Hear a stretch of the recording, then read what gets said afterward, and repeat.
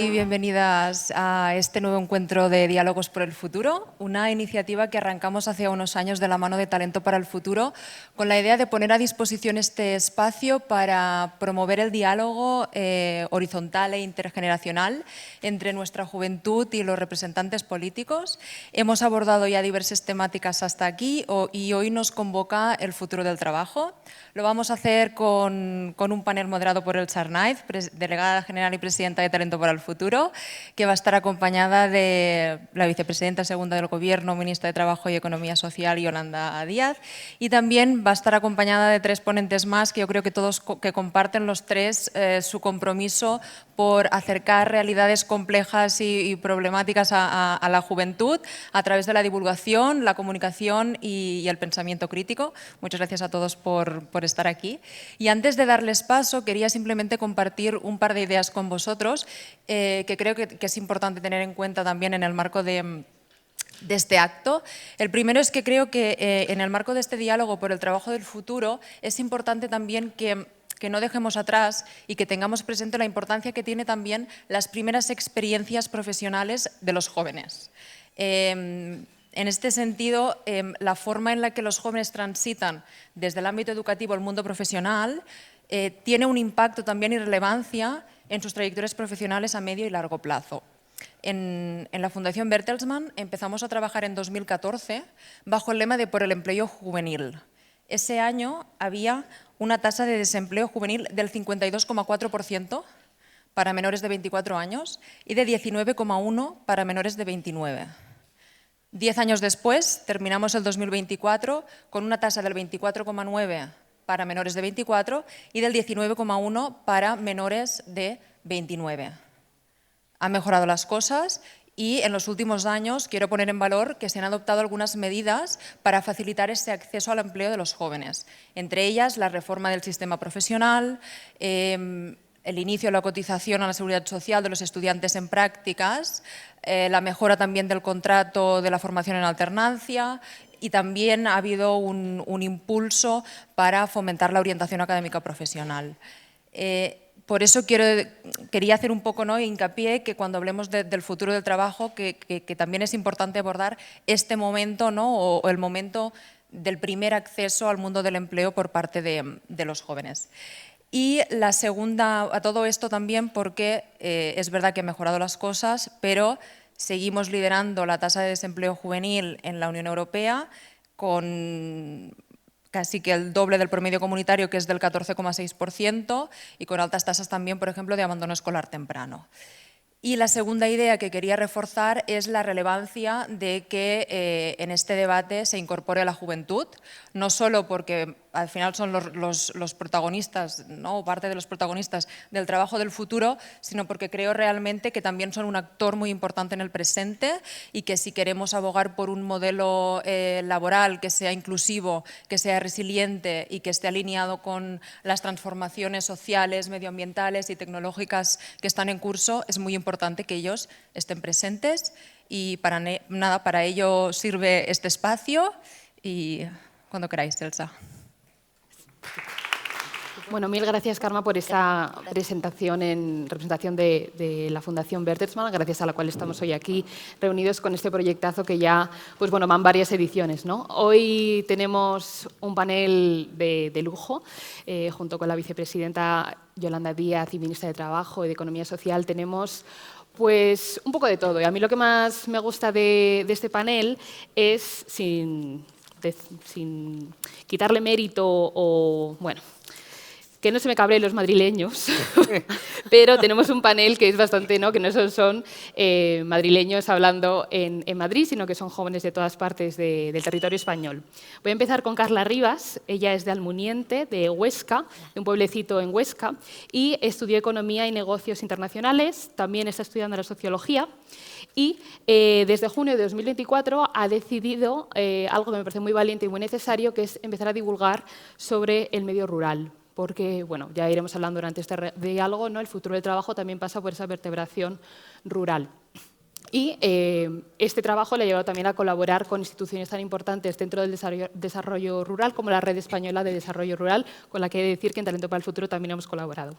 Luego tenemos a José Rubio, que es de Alicante, y bueno, está estudiando periodismo, trabaja ahora mismo, está haciendo unas prácticas, ese primer empleo en Infolibre, colabora con Código Nuevo y además es uno de los cofundadores de Desmontando el Show, que es un podcast que os recomiendo a todos vosotros que veáis, que si estáis aquí es porque creo que os interesa la política y esa política sobre todo cercana. Y junto con José tenemos también a Aritz, que es el otro cofundador de Desmontando el Show. Él es de Valladolid y de Zamora y estudia Derecho. Está haciendo el último curso de Derecho IADE. Ahora mismo está trabajando en un despacho de Derecho Laboral y es la otra mitad de Desmontando el Show. Entonces, sin más dilación, porque aquí venimos a debatir, a preguntar, vamos a empezar con el diálogo, ¿vale? Os comento la dinámica para aquellos que no habéis venido nunca. La idea es que, bueno, vamos a hacer un par de preguntas, pero no voy a hacer yo las preguntas. La idea es que la mayoría de las preguntas vengan de vosotros, ¿vale? Tenemos un QR que podéis escanear, aquí lo tenéis ahora, pero lo vais a tener siempre en esas dos pantallas y los que estáis en casa también lo vais a poder escanear todo el rato. La idea es que nos mandéis esas preguntas por ahí, más que nada porque no estamos en una clase universitaria y el tiempo es limitado y no puedo yo estar dando la palabra a todo el mundo, por lo tanto, cada vez que hagáis una pregunta, mis compañeros lo van a ver y yo os podré dar paso, ¿vale? Y mis dos compañeras, Mireia y Mariola, van a estar en los costados con micrófonos y de esa manera, pues bueno, os levantaréis, haréis la pregunta y sí que os pedimos brevedad simplemente porque nos encantaría hacer cuantas más preguntas posible, ¿vale? Bueno, una vez cubiertos los temas logísticos, vamos a empezar con la primera pregunta, que siempre hacemos la misma, ¿no? En todos los diálogos y en este caso la temática es el trabajo. Entonces me gustaría preguntaros, y me gustaría empezar con la vicepresidenta, ¿cómo veis el futuro del trabajo? Bueno, en primer lugar, yo quiero daros las gracias por este encuentro, que creo que es muy importante, por lo menos para mí, para aprender y para mi equipo también. Por tanto, vengo aquí a aprender y a recoger no solamente vuestras percepciones, sino las críticas y los deseos que tengáis, que creo que también son muy importantes para que mejoremos el futuro. Por tanto, gracias. Lo segundo, por añadir algún dato al que lo que nos sustanciaban, quiero señalar que tenemos hoy la cifra de la historia de España de mayor ocupación juvenil en nuestro país. Son exactamente 3.200.000 jóvenes en España trabajando, es una cifra histórica, y tenemos la cifra de paro juvenil de toda la historia más baja, 190.000 personas de 2,5 millones de personas en desempleo. Dábamos los datos ayer y también sabiendo, como señalaba ella, que es verdad que en términos porcentuales estamos muy alejados de las medias europeas. Pero he de decir, para contestar ahora sí a la pregunta, que es posible tener porcentajes y tasas de paro juvenil europeos. Digo, esto es tan posible como que en menos de 5 años hemos reducido a la mitad la tasa de desempleo natural que teníamos en España, que era, pues como se ha dicho, del entorno del 56%. En menos de 5 años, y a pesar de una pandemia en la que cayó el PIB el 11%, a pesar de las sucesivas crisis, la guerra de Ucrania y ahora la guerra de los aranceles, hemos reducido la tasa de paro a niveles, insisto, ínfimos, y son 195.000 las personas jóvenes que se encuentran en desempleo en España. Es más, son 1 de cada 3 empleos de los que hemos creado nuevos son de personas jóvenes. Del 1,5 millón de empleos que hemos creado nuevos en España, 700.000 son de personas jóvenes. Y esto quiero mandar un mensaje positivo, porque creo que los esfuerzos que hemos hecho en la Conferencia Sectorial de Empleo durante 2 ejercicios centrados en políticas activas de empleo dirigidas específicamente a la juventud han cursado efectos. Y luego añadir 2 elementos, que fue la reforma laboral, y esto es la estabilización del empleo, y la subida del salario mínimo interprofesional. El salario mínimo impactó positivamente en 2 segmentos, que son las mujeres y absolutamente los jóvenes. Voy a hacer una primera afirmación. En España, lo que hemos tenido desde la democracia española hasta hoy fueron gobiernos ninis. no fueron ni son las generaciones ninis, han sido gobiernos que desde la transición española hasta hoy no han dado ni alternativas ni soluciones a la creación del empleo juvenil. No eran ni son los jóvenes, son los gobiernos que nos han precedido. No tengo tiempo para explicarlo, Elsa, pero hay gentes que estudian Derecho igual que yo. Podría, desde la primera reforma que se hace, que causa una enorme huelga general en el año 84, hasta hoy, podría indicar cuántas reformas laborales se han hecho de la mano y con la excusa del paro juvenil y cómo todas y cada una de ellas iba destrozando todavía más la calidad del empleo de los jóvenes. Por tanto, lo primero que quiero afirmar es que hoy la reforma laboral permite que tengamos por primera vez a la juventud en nuestro país que conoce lo que es un contrato indefinido, porque no voy a dar más datos de la reforma para atrás, absolutamente la duración de los contratos de los jóvenes era de 7 días y de ni siquiera meses completos. ¿Cuál es el futuro del trabajo? Singularmente, yo creo que está en nuestras manos abordar el futuro del trabajo y, por tanto, lo voy a hacer en positivo. El Gobierno de España va a la vanguardia en la transformación no solamente de la Comisión Europea, sino del conjunto del mundo en el seno de la OIT, y creo que los retos que tenemos, que no son distópicos, sino que son utópicos, no son distópicos, no es years and years, es que el futuro está en nuestras manos y tenemos la obligación de cambiarlo. Si abordamos los retos de época bien, el futuro del trabajo será de mayor calidad, de menor tiempo de trabajo, esto es clave, de mayor profesionalidad y de mayor formación, y abordando dos retos, que son fundamentalmente la digitalización y el abordaje de la emergencia climática.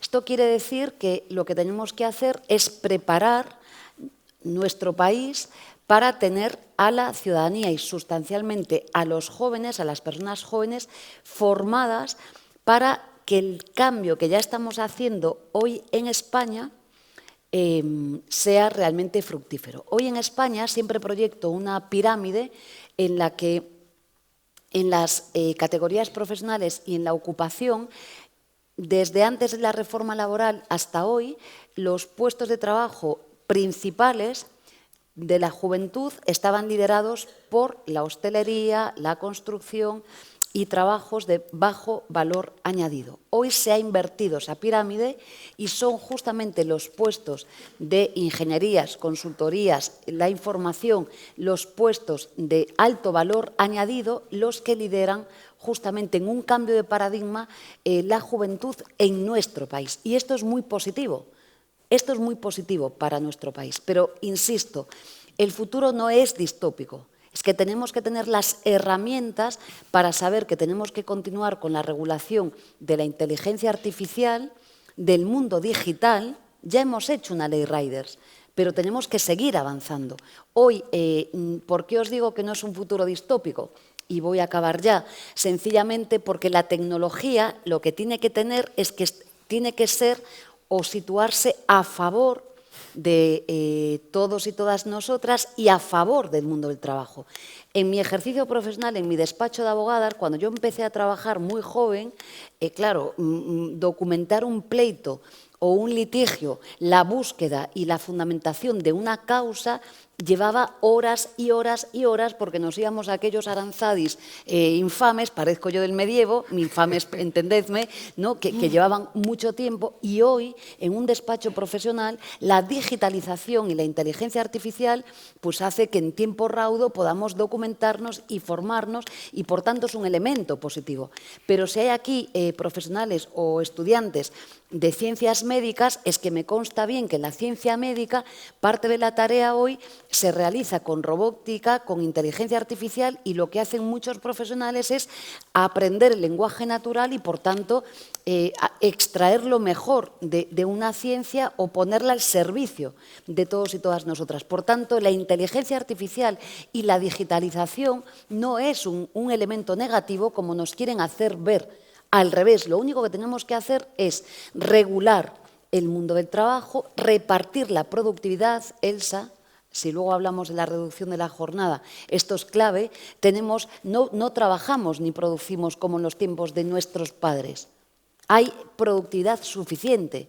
Y esto justamente lo que produce es que tengamos sociedades mejores. Por tanto, el reto de la digitalización hay que abordarlo bien y tiene que ser, como digo siempre, los profesionales que estéis aquí del derecho y del derecho laboral, sencillamente, donde antes teníamos elementos que eran como más conservadores o más convencionales, ahora mismo lo que tenemos que hacer es regular o tener una negociación colectiva que tiene que ser también digital. De ahí el empeño del Ministerio de Trabajo, y lo estamos haciendo mucho y de la mano. Estaré estos días en el EPSCO, en el Consejo de Ministros Europeos de Trabajo en Varsovia, pues estamos defendiendo una negociación y una formación clave de los trabajadores y las trabajadoras y del ámbito sindical y empresarial para que negocien justamente la realización del proceso de cambio de la digitalización. ¿Y por qué esto?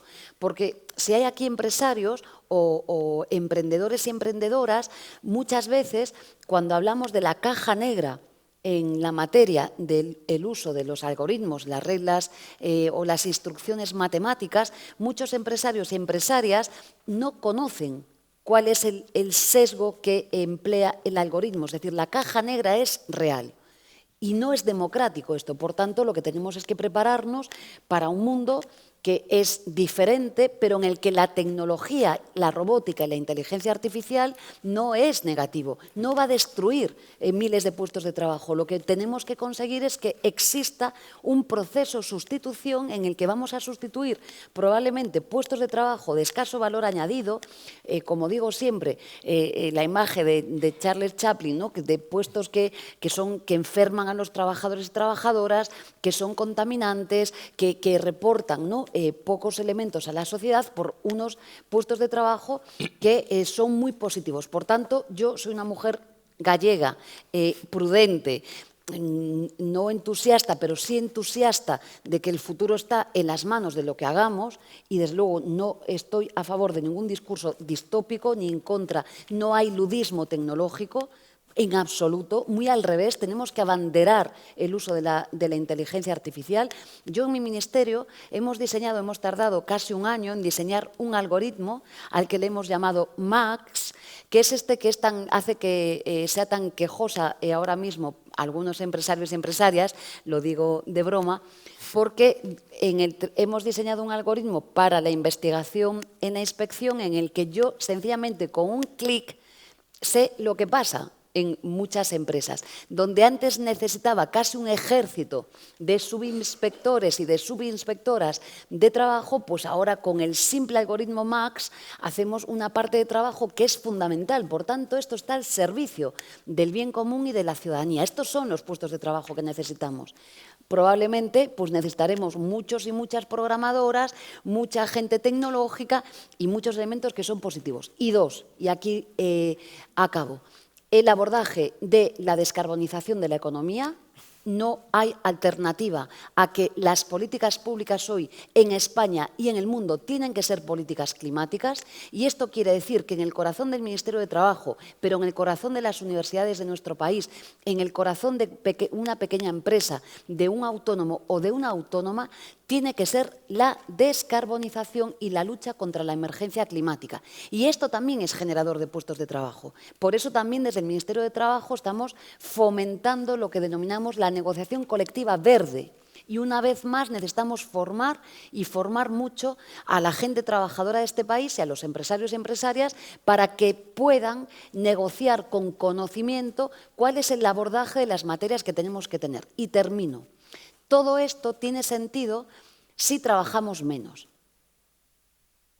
Keynes propició y dio una conferencia hace casi un siglo en Madrid, en la residencia de estudiantes, en la que él vaticinó, no yo, él, en aquel momento vaticinó que en el transcurso de aproximadamente, pues decía él, 80 años, o sea, más o menos ahora, habría tecnología suficiente y productividad suficiente para que trabajáramos tan solo 15 horas. No lo digo yo, lo dijo Keynes en la residencia de estudiantes pues hace muchísimo tiempo. Os invito a que leáis la conferencia, que merece la pena. Yo no digo que tengamos que trabajar 15 horas. Lo que digo es que hay productividad suficiente en España para ser repartida y para hacer algo que desean los jóvenes y las jóvenes españolas. Los jóvenes y las jóvenes españolas, cuando son preguntados hoy, hay mucha demoscopia sobre esto, no valoran como mi generación la retribución, sino que valoran el tiempo de vida. Y esta es la clave del asunto. Creo que luchar por la reducción de la jornada laboral no es una variable económica más. No es una cosa viejuna, como a veces plantean, ¿no? Los sindicatos y las patronales, es que va de una cosa muy concreta laboral. No, es un proyecto de país. Tiene que ver con mejorar la vida de la gente y con el hecho de que debemos de trabajar menos de manera responsable para producir más. Cuando yo presenté hace poco en París con el secretario general de la OCDE el informe sobre España y la reducción de la jornada laboral, entended que la OCDE no es un organismo sospechoso de ser especialmente progresista ni nada semejante, pero emiten un informe señalando, bueno, pues los estudios empíricos y la prudencia de la reducción de la jornada que estamos planteando en España de 40 a 37 horas y media, que hace que la productividad aumente. Con esto termino, que podría estar hasta mañana. Proyectamos siempre unas gráficas en las que empíricamente se demuestra cómo a partir de un momento de presencialidad, la productividad no solamente no crece, sino que decrece. Por tanto, creo que ganar tiempo de vida es también uno de los retos de nuestro país. Así que creo que el futuro no es distópico, es utópico, depende de lo que hagamos con él y de las políticas públicas que desempeñemos. Bueno, pues como bien has dicho,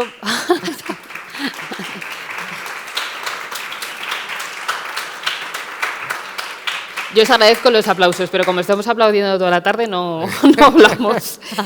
Por alusiones, como han dicho varias referencias a aquellos profesionales del derecho laboral, Aritz, ¿cómo ves tú el futuro del trabajo? ¿Lo ves distópico? ¿Lo ves utópico? ¿No lo ves? Yo lo veo mal, yo lo veo oscuro, ¿no? Pero, señora vicepresidenta, sí que me ha gustado ciertas cosas de las que ha dicho, pero es verdad que muchas veces, yo creo que cuando se está en política, a lo mejor a veces se pierde un poco el contacto con la gente de abajo, que es algo yo creo que lógico y normal. Y yo la verdad que le transmito mi preocupación como estudiante, como trabajador en prácticas, que debo decir que ahí está mi jefa que me está apoyando, así que estoy súper feliz. Permitidme esta licencia. Y cuando vas a la universidad, verdaderamente yo que estoy en quinto, señora vicepresidenta, yo veo que mis compañeros a día de hoy, cuando piensan acerca del futuro, es que literalmente no saben qué hacer, porque están desesperanzados. Tú sales al mercado laboral y te encuentras o bien precariedad, o bien, claro, ciertos puestos que muchas veces están reservados para aquellas personas que han tenido más facilidades de acceso y no voy a darle mucha vuelta a esto porque creo que se me entiende. Entonces, señora vicepresidenta, yo lo que quiero saber es cómo le diría usted a un estudiante que está en quinto de carrera, que se enfrenta a un futuro laboral en el que o bien trabaja 80 horas y gana un sueldo bueno, pero trabaja 80 horas, que es lo que usted ha dicho, que tenemos que ir a trabajar menos, o bien no encuentra trabajo. Entonces, también le quería yo preguntar acerca de la reducción de jornada laboral, que cuando hablamos de sí, tenemos que trabajar menos, 37 horas, 15, como decía Keynes, yo me paro a pensar en todos aquellos, porque claro, cuando hablamos de reducción de jornada siempre pensamos en la clase trabajadora, en aquellos que trabajamos por cuenta ajena, Pero, ¿qué pasa con aquellos autónomos que muchas veces son, yo qué sé, pescaderos, ¿no? Que tienen una pescadería, que se levantan a las 8 de la mañana para ir a poner el género, a exponerlo, y se acuestan a lo mejor a las 10 de la noche y ganan lo justo y necesario, ¿no? para sobrevivir, que no para vivir? Y luego también, yo como joven, es verdad que el gobierno ha estado haciendo una labor excelente en la reducción del paro juvenil, pero todavía seguimos... lo digo de otra forma, no como lo ha dicho usted, seguimos liderando la cola de Europa en desempleo juvenil y eso para nosotros es desesperanzador. Es decir, yo he estado en Países Bajos de Erasmus y a mí un choque cultural cuando llegué fue que todo el mundo de mi universidad trabajaba. Viniera de una familia rica, viniera de una familia pobre, trabajaba en una heladería, en un restaurante. Tú ibas por Maastricht y veías que las tiendas estaban llenas de dependientes jóvenes, de estudiantes, y aquí en España, sin embargo, y yo lo digo porque ahí está mi pareja y es un currante porque trabaja y estudia, ¿no? Es un ejemplo a seguir. Si quieres compaginar el trabajo y los estudios, es que yo, con perdón de la expresión, pero te tiras por una ventana.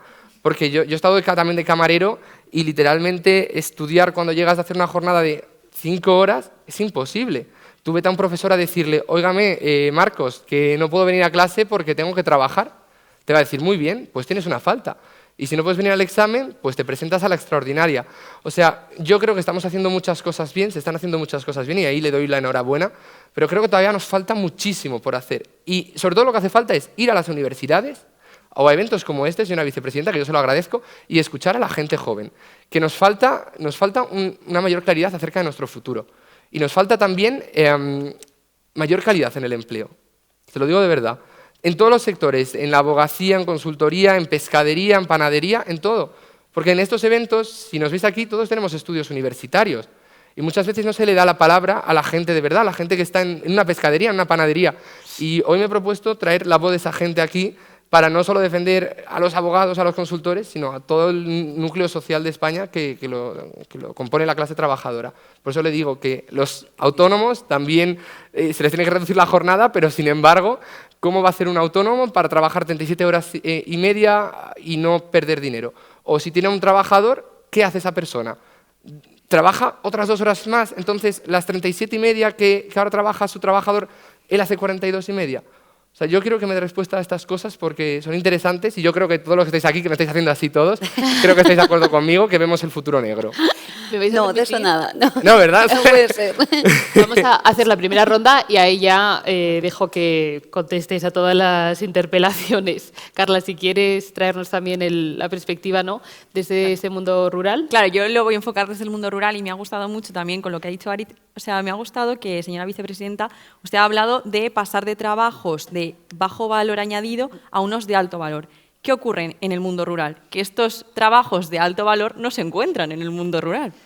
Es difícil encontrarlos, al menos, o los tenemos mucho más relacionados con las ciudades. Entonces, ¿qué ocurre si yo como joven, como una joven de 16 años que quiere decidir qué carrera estudiar, pues al menos con 16 años hay gente que ya ahí ya no tiene mucho más ambición? Pero hay muchísimos jóvenes, y yo creo que en esta sala también habrá bastantes, que dicen, yo me voy a Madrid a estudiar, porque yo aquí en el pueblo es que no puedo prosperar. Yo quiero ser esa persona que trabaja en esa empresa, esas personas que van con Americana a los sitios, porque en el mundo rural eso no lo vemos todos los días. ¿Qué ocurre con esto?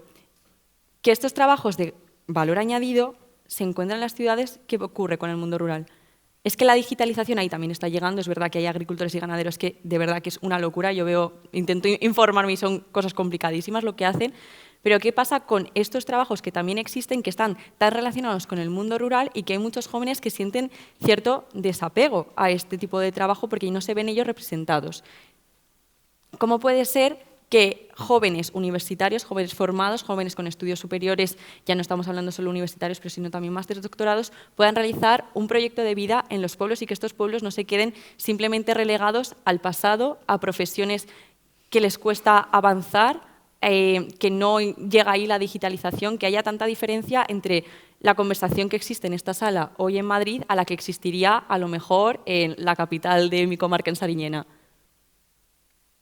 Y eso, relacionándolo, claro, es que ha sido lo que ha dicho Ariz al final, es que el mundo rural también está sufriendo esta reducción de la jornada. También me estuve informando cómo al final estamos hablando del mundo rural cuando en la agricultura hay temporeros que a lo mejor si ellos no pueden trabajar 50 horas semanales, es que entonces ya no salen las cuentas para trasladarse, porque son personas que a lo mejor trabajan pues 6 meses al año, cuando es temporada, tal, y después viven con esos ahorros. Es decir, que la reducción de jornada es muy sencilla cuando la ves en una oficina. Yo, por ejemplo, imagino una oficina, pues en vez de trabajar 9 horas porque el viernes haces menos horas, trabajas media hora menos. Eso se ve clarísimo, incluso con trabajos que son más pautados por turnos.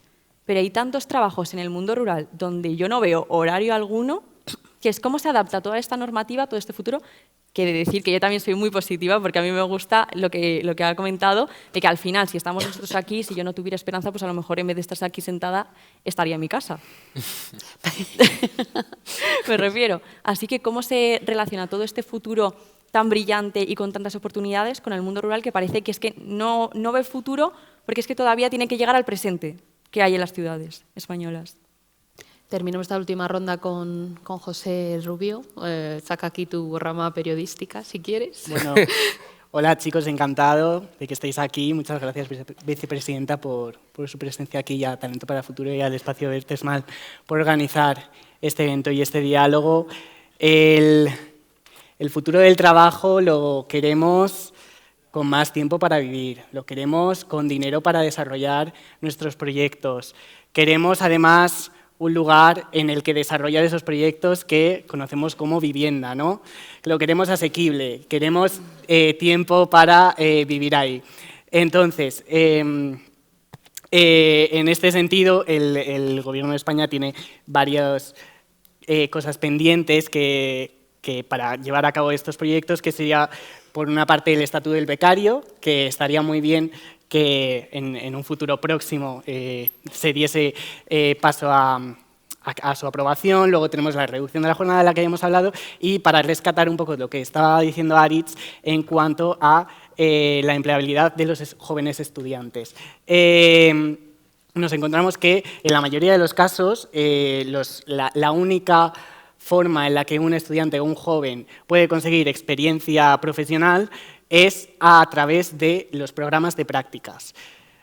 ¿Cuál es el problema? Que muchos becarios, mucha gente que está en estos programas de prácticas, a lo mejor tienen 33 años, porque la única forma de conseguir un trabajo es a través de un programa de prácticas, cursando un máster o, bueno, en fin. Así se hipoteca constantemente su tiempo y la calidad de su trabajo.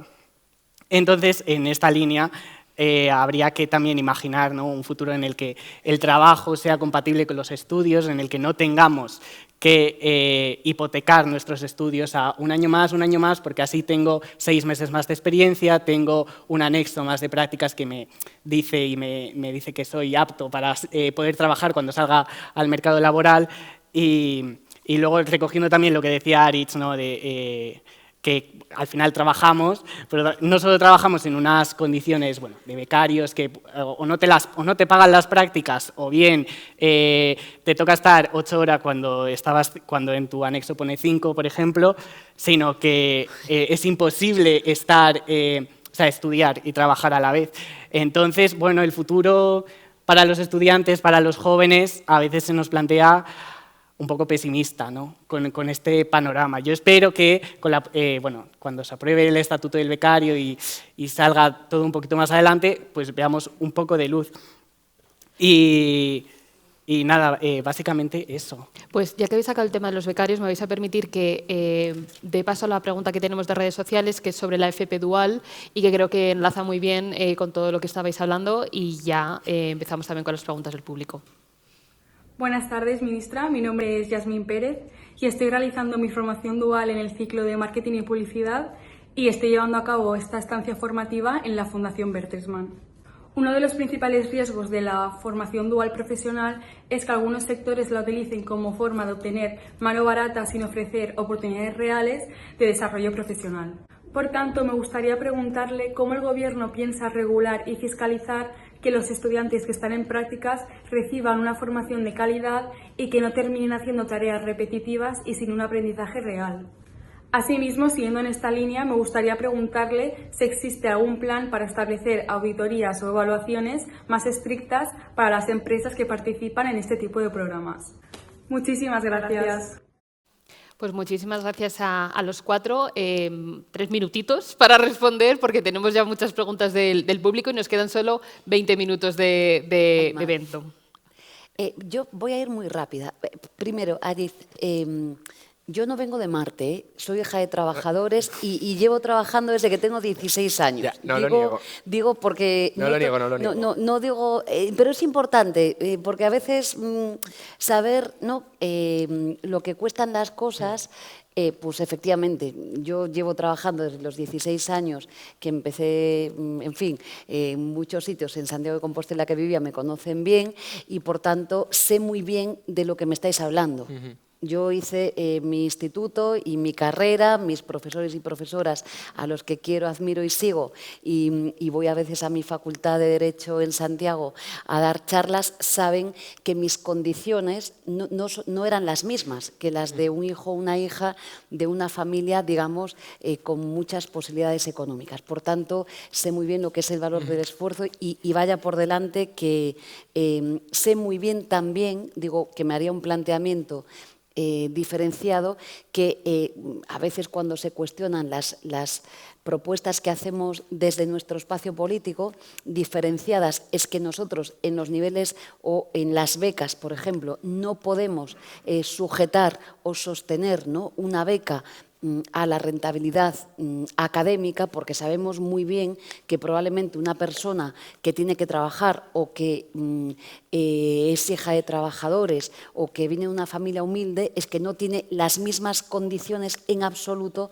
que otra persona. Por tanto, yo no sirve de mucho decir esto, pero bueno, quiero deciros que no vengo de Marte, llevo trabajando desde los 16 años, tengo un despacho profesional de abogada, sé muy bien cómo se trabaja desde la autonomía, en fin, que digo por poner este hecho en positivo. Entonces, vamos a ver, primero, el problema que planteáis, creo que los tres, ¿no?, y luego le contesto a la chica que nos hizo la pregunta en remoto, es que España tiene un enorme problema de desigualdad. Lo que estáis diciendo, de distinta manera, con distinto instrumento, pero que es la misma causa, es que España tiene un problema severo de desigualdad.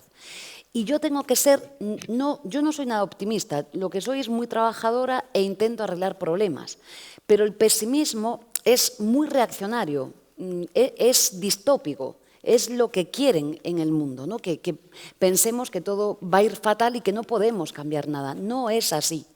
Solo una política pública que se llama salario mínimo interprofesional es el que ha propiciado, y vuelvo a decirlo, no lo digo yo, lo dicen los informes de organismos como el Fondo Monetario Internacional o todos los indicadores que utilicen ustedes, que utilicéis en términos de pobreza, es el que ha permitido reducir la desigualdad en nuestro país en mucho porcentaje. Por tanto, yo no me conformo en absoluto, pero sé que es posible. Y es verdad que tenemos desigualdad en España. Por dar un dato, la mediana salarial en España son 1.599 euros al mes. Yo me peleo todos los días y agradezco este espacio para decirle a los empresarios y las empresarias que tienen que tener salarios dignos en España.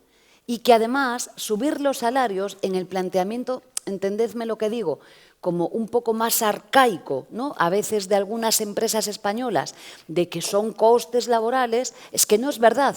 Es que tener mejores salarios, insisto, solo una herramienta como es el salario mínimo permite ver que no es así, permite que seamos más eficientes económicamente, que tengamos más capacidad de compra, que tengamos más recaudación que nunca y que la economía española, en términos macro, hablo en términos macro, no en la vida de las casas españolas, vaya mejor. Por tanto, tengo que hacer un alegato a favor, no en contra. Digo esto porque, claro que hay mucha precariedad, es verdad, pero es verdad que hoy la creación en España de ocupados jóvenes es récord. Tenemos un país de casi de 22 millones de ocupados y que os vuelvo a dar el dato, porcentualmente, yo que soy la mujer de los datos. España tiene la tasa de paro juvenil de las más altas de Europa y tenemos la tasa de parcialidad más baja que la europea. Y estos dos datos, en frío así, no nos dicen muchas cosas. La tasa de parcialidad, si a mí me preguntan, ministra de Trabajo, yo diría sí, fabuloso que tenga una tasa de parcialidad más baja que la media europea. Pero ahora vamos a lo que hay detrás del dato.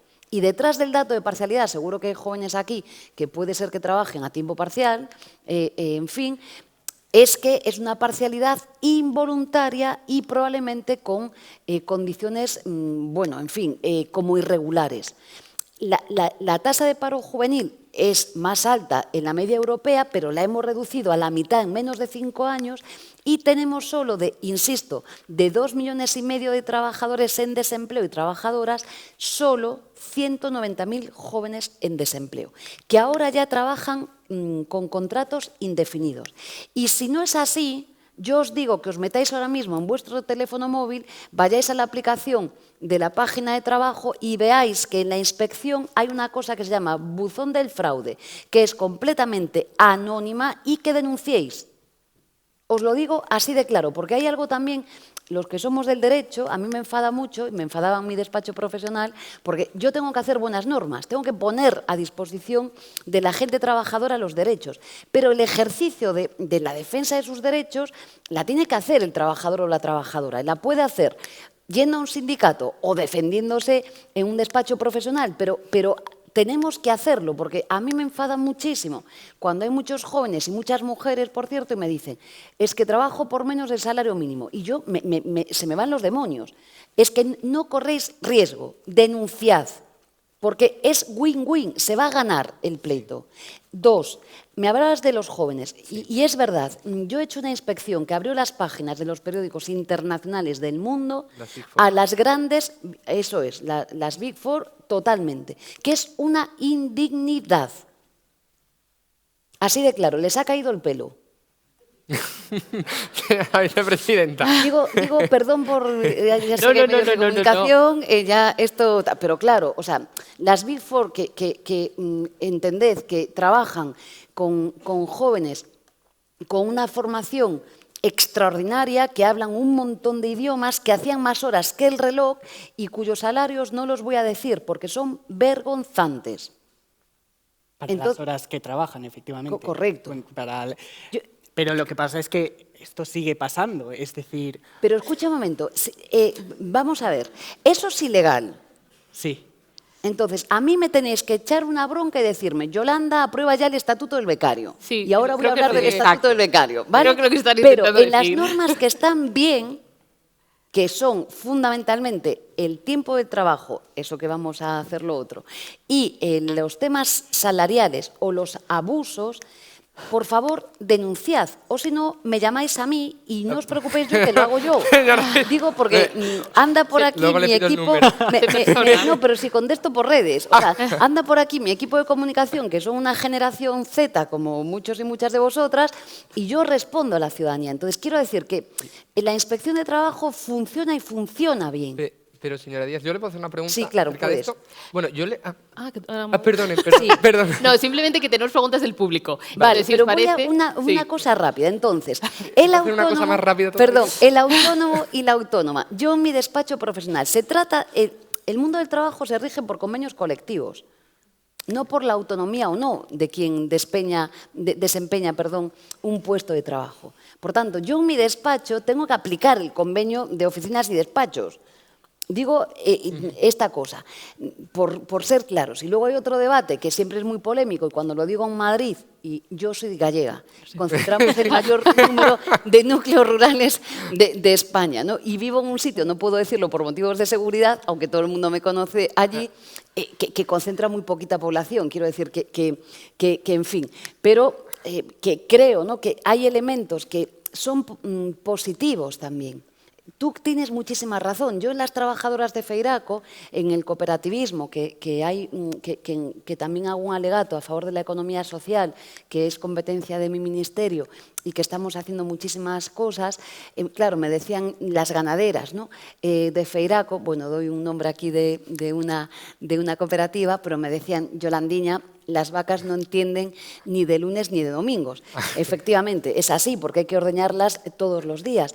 pero ahí el efecto de la reducción de jornada es exactamente la misma, no es un problema digamos que de tiempo de trabajo real, sino que todos los días, igual que en muchos sectores productivos en España, se trabaja. Lo que tenemos es que abogar por una cultura del empleo que sea de calidad y que no vaya a costa de los trabajadores y trabajadoras. Yo creo que el mundo rural ahora mismo sí permite, justamente por el trabajo a distancia, la norma que hemos hecho, y que muchas tareas sí puedan ser desempeñadas desde el rural. Yo tengo amigas que son ingenieras y trabajan en zonas rurales, son autónomas para grandes proyectos y lo hacen desde zonas rurales. Quiero decir que es muy complicado. Lo que pasa que es verdad, que yo creo que es el problema, y ahora voy contigo, que las zonas rurales tienen unas carencias que hacen que realmente sea radicalmente diferente vivir donde vivo yo, que claro, mi hija Carmela, que tiene ahora 13 años, no conduce, pues pasa, Esteliña lo sabe, pasa un autobús a 1 hora por la mañana y otro autobús por la noche, quiero decir, pero ya no es eso, es que no tenemos los servicios públicos que hay. ¿No? A Óscar Puente también le queremos hacer un diálogo con los autobuses. Con este tema, ¿no? Claro, con este tema. Y luego, el tema que señalabas tú, y las brechas digitales, ¿no? Que este sí que es un temazo. No hay democracia en España si hay brechas digitales. El acceso a los recursos culturales y fundamentalmente a los digitales hoy es una razón de desigualdad brutal. Y os puedo decir, porque yo he pedido que me documenten los 320 municipios de Galicia y la banda ancha que hay, donde vivo yo, ya os digo yo, ninguna.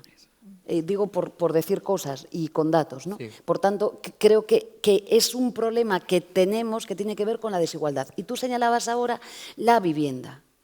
Este es el grave, junto con el desempleo y el empleo, el grave problema que tenemos en nuestro país. Estatuto del becario.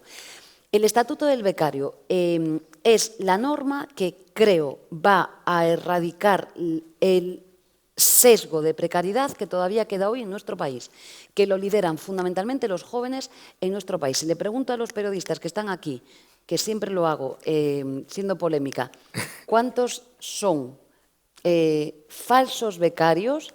Ya os digo yo, ojalá que no haya ninguno hoy en esta sala, pero os digo yo cuántos. Por tanto, esta norma, ¿por qué es clave? Por lo que decíais, y le contesto sí, a la mujer que nos hacía la pregunta. Efectivamente, ¿qué es un trabajo becario? No lo digo yo, lo dice la doctrina del Tribunal Supremo en los tribunales españoles. Una persona que está en prácticas, que está en un proceso de prácticas no profesionales, que es como se denomina técnicamente este asunto, su aportación, vamos a poner el ejemplo de un periodista o de un medio de comunicación, no puede ser utilizada de ninguna manera en lo público. ¿Qué quiero decir? En tu caso, un periodista, un estudiante de periodismo, si está haciendo prácticas en un medio de comunicación, el texto que redacte, su imagen de voz, lo que haga, la pieza que aparezca, si eres un gráfico, no puede ser reproducida, porque eso se considera trabajo. Entonces, ¿qué sucede en nuestro país? Ya os lo voy a decir, tenemos una magnífica reforma laboral que hemos hecho, un artículo 11, que tiene un contrato formativo modelo alemán, que es magnífico, que apenas se usa. Si doy los datos os podéis asustar, sencillamente por una razón. ¿Por qué? Porque permitimos los falsos becarios y becarias, lo voy a decir así, en nuestro país. Y, por tanto, un empresario, si tiene que tener un contrato formativo, que es un contrato y que permite ahí sí una relación laboral, pero destinada en un 80% pues, a un trabajo y una parte del tiempo a la formación y con un tutor y con una tutora, se le aplica un convenio colectivo y tiene que tener una serie de cosas que no tienen los falsos becarios, pues efectivamente sale, entendedme, ¿no?, más caro para las empresas. ¿Qué os quiero decir con esto? Que en España no hacemos uso de los contratos formativos, sencillamente porque tenemos una ruptura, un quiebro, que son los falsos becarios en nuestro país. Por tanto, sí, vamos a aprobar el Estatuto del Becario, a pesar de que tenemos, ya hay un acuerdo de diálogo social, tenemos una grande discusión en el seno del Gobierno. ¿Cuándo se aprobará, señora vicepresidenta? Las fechas ya no dependen de mí. Yo he hecho esto, pensad que hay un acuerdo de diálogo social y la patronal es verdad que no lo rubricó, pero no está en contra de esto. El debate lo tengo en el seno del Gobierno. Muy bien. ¿Vale? Por decir claro esto. La intención es que cuando pasemos, el Estatuto del Becario ya está, ha pasado los trámites de consulta pública, de todo. Estamos en un pequeño debate interno ahora en el Gobierno de España, que si lo solvento, lo quiero llevar ya a debate en el Congreso. Luego será lo que Dios quiera, pero por lo menos... Digo porque es verdad que aquí es una disputa en el seno del Gobierno, pero es clave para erradicar la parte de precariedad que queda. Pero quiero que sepáis que una persona que está en prácticas no profesionales, mal denominadas becarios, su tarea no puede ser reproducida. Digo en vuestro caso, pero digo en nuestro caso, si hace una demanda no puede ser formalizada esa demanda ni nada semejante. Y esto es una de las grandes reformas que tenemos en nuestro país. Lo estamos haciendo también en Europa, que en el último EPSCO, como sabéis, en la presidencia de Hungría, destrozaron el proyecto de directiva en la que yo mismo participé. Ya sabéis que la presidencia de Hungría fue un poco polémica y he concitado una minoría de bloqueo para que no saliera a la luz la directiva tal y como pretendía Hungría, y espero que salga adelante. Pero el siguiente paso es esto, y creo que el resto de consideraciones, y miro para él y para mucha gente trabajadora en este país, es la desigualdad. Os voy a dar un dato y termino, y no es mi responsabilidad, pero el 45% de las personas que renuncian a las becas en nuestro país a mí me causó una tristeza enorme. Le pregunté a la ministra por qué era este factor, por qué se producía. ¿Por qué se producía un abandono de las becas? ¿No? O sea, ¿por qué motivo? Y me quedé perpleja porque un porcentaje elevadísimo de las mismas es que se renuncia a la beca por razones económicas. ¿Esto qué quiere decir? Que una persona que está estudiando, pues sencillamente no le llega la beca y ante el temor de que exista una reclamación y demás, deja sus estudios, que es un drama como sociedad, y renuncia a la misma. Y yo por ahí... Vale. No. Ya está. Que tenemos gente en el público que quiere preguntar. Mientras le dan el micrófono a Alicia López y Alejandro, quería hacer reivindicación un poco de ese mundo rural. Por ejemplo, hay una amiga mía que se llama Violeta Serrano, que además es escritora, que está trabajando en el medio rural, que está intentando emprender en el medio rural, ¿no? Y que creo que necesitamos tener esos referentes en nuestra mente, pero también tenemos un gran referente del cooperativismo en presente, que son las grandes intérpretes en lengua de signos que tenemos aquí, que ahora le está dando mucha vergüenza, pero me parece importante, ¿no?, ponerlo en relevancia porque ellas sí que son economías. Me acompañan a mí a veces.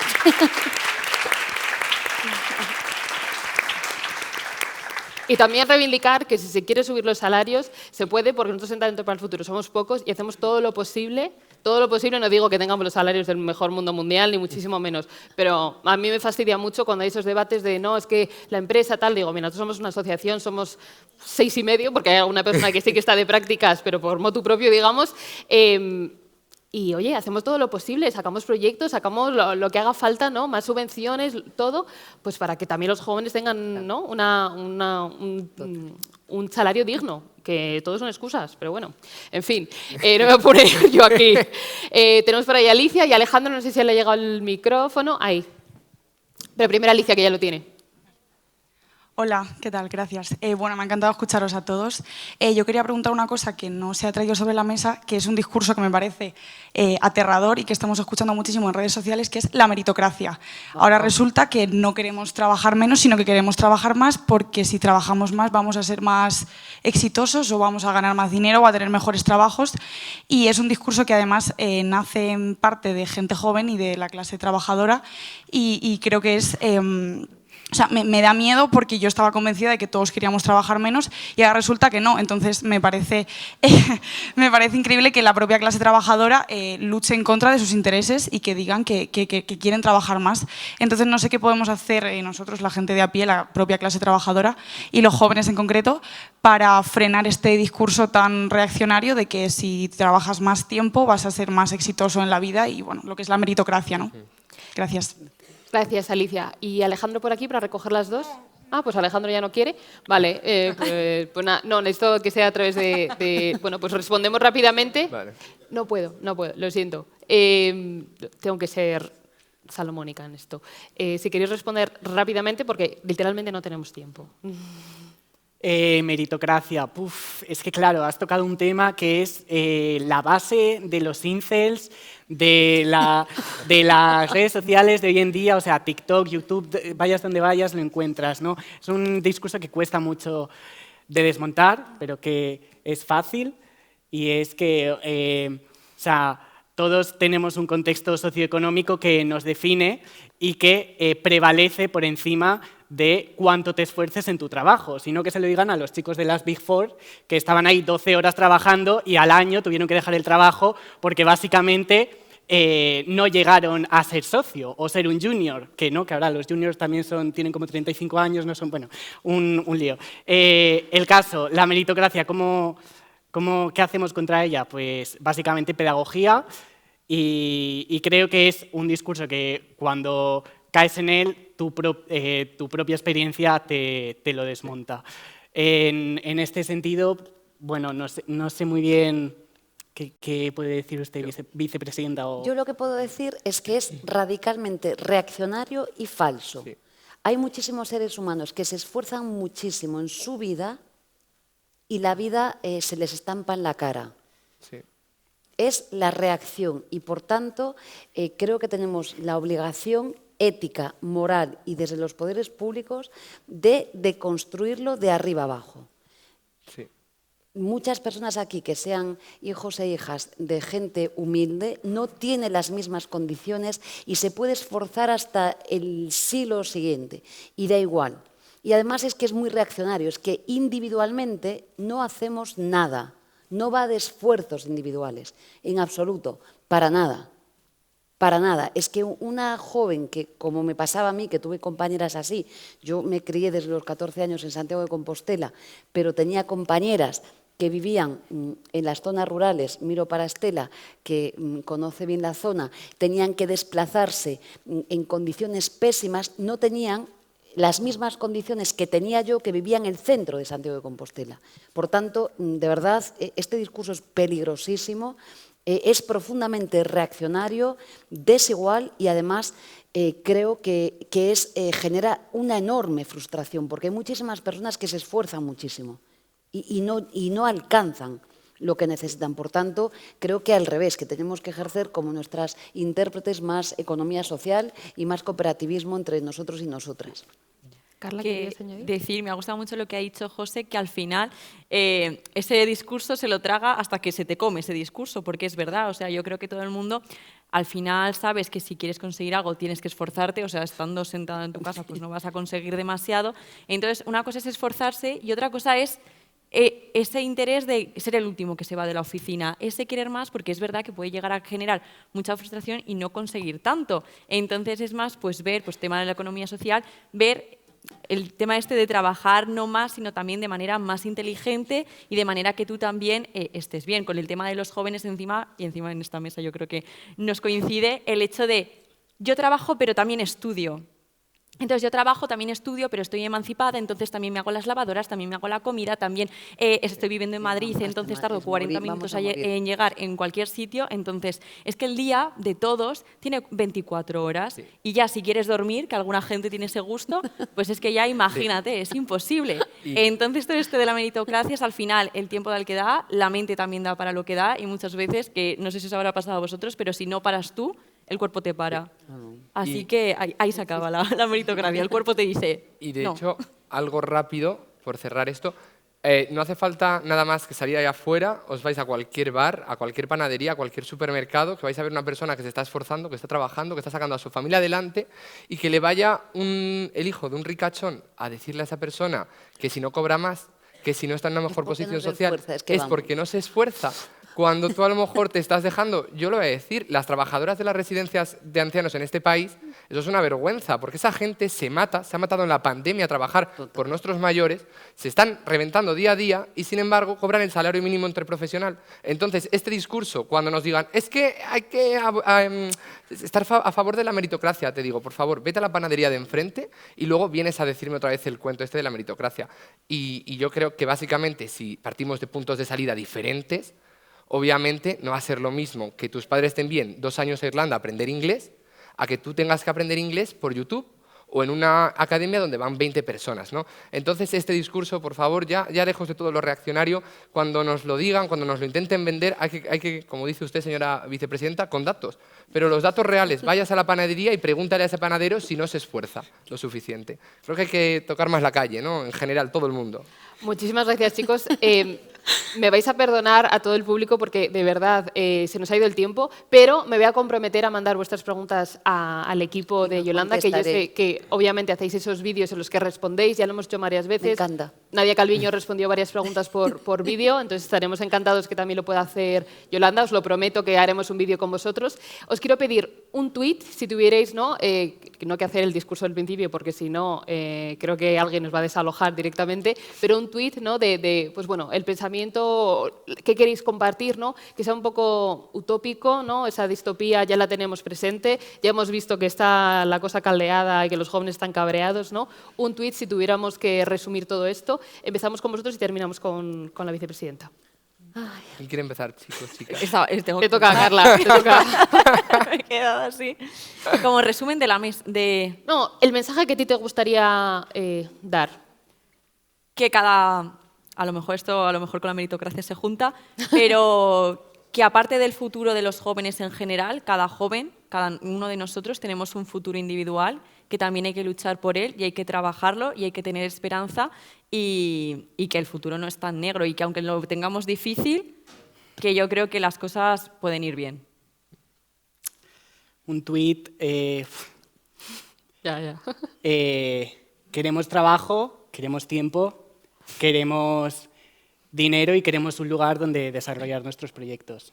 Digno. Todo ello de una forma digna, efectivamente. Sí.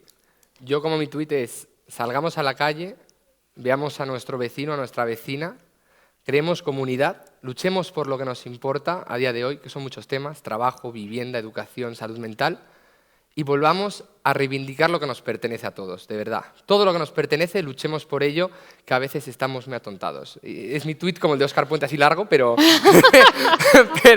bueno. Pero bueno, más corto que el del principio, Más corto que el del principio. Terminamos. Yo me fui de X, o sea que... soy mucho más feliz. Bueno, yo creo que... Un titular. Varios titulares. El primero... La juventud española no es de cristal, no es verdad. En absoluto. No es verdad. 2. No hay futuro sin la juventud española. 3. Hay esperanza en el mundo del trabajo. Y 4. Nuestra obligación es garantizar un derecho fundamental. Se llama vivienda. Muchísimas gracias.